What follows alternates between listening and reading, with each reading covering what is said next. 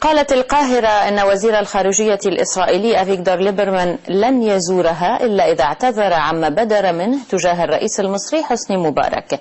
ليبرمان كان جال قبل أسبوعين على 3 دول إفريقية من حوض النيل والتي تتفاوض مع القاهرة حول بنود الاتفاقية الإطارية التي تعيد توزيع حصص مياه النهر.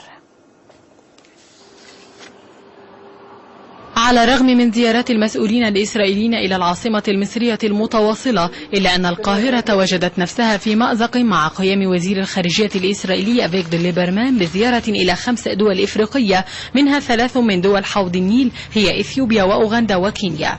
زيارة تعد الأولى لوزير خارجية إسرائيلي منذ أكثر من 20 عاما للقارة السمراء. ما الذي دفع بإسرائيل إلى أن تلقى ثقة الأفارقة ودول حوض النيل إلى هذا الحد؟ لابد أن أخطاء وثغرات ما وقعت من قبل القاهرة ممثلة في الخارجية المصرية التي لم تلتفت إلى الملف الإفريقي، أحد أهم الملفات الاستراتيجية، لم تلتفت إليه نهائيا، لم تعره أي اهتمام. لكن الخارجية المصرية بدورها أكدت أنها ترصد بشكل كامل التحركات الإسرائيلية في القارة الإفريقية، وفي خطوة ربما تكون ردا على زيارة ليبرمان للقارة السمراء يصل إلى العاصمة الإثيوبية أديس أبابا رئيس الوزراء المصري في زيارة تهدف إلى دفع التعاون بين القاهرة ودول المنبع. الشارع المصري بدوره بدا متوجسا من التحركات الإسرائيلية في القارة السمراء خوفا على حصة البلاد من مياه النيل.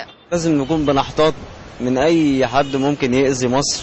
ما فيش قلق من أي حاجة، لأن طبعا طالما في مواثيق دولية ماشيين عليها، وحوض النيل طبعا في معاهدات أصلا من زمان، فما فيش أي أثر ومفيش أي تأثير أصلا من إسرائيل في أي حاجة. ومما يزيد الأعباء على كاهل القاهرة صدور تقرير حكومي يضع البلاد تحت خط الفقر المائي، فالمطلوب بحلول عام 2017 هو 86 مليار متر مكعب من المياه، بزيادة 15 مليار متر مكعب عما عليه الحال الآن. أمل الحناوي، روسيا اليوم، القاهرة.